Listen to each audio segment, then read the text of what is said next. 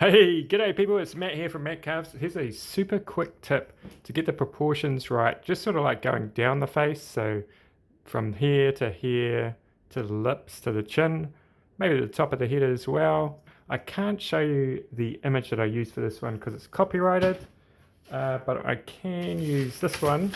So this is quite a young person.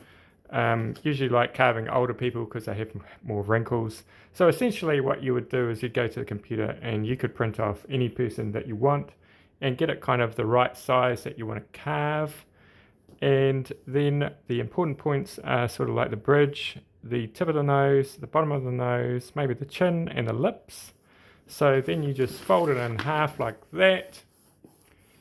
Super good for sort of like if you're starting off wood spirits and you're trying to get the dimensions of the noses right. Just find like a picture, sort of like an old person like this.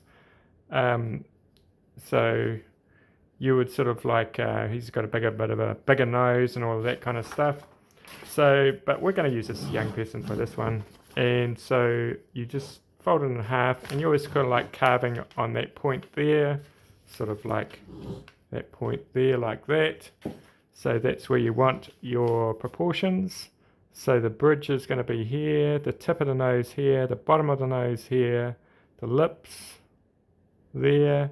If you're carving a chin, put in there. You can put it on the top of the head if you want, forehead. So there you go, super easy. And so sort of like refer to this photograph on the way as you go through. And if you get mixed up, if you sort of like lose your lines, you can always sort of like hold this here and find those proportions again. Okay, so that was a super quick tip, and hey, thank you for watching, and we'll see you in the next video.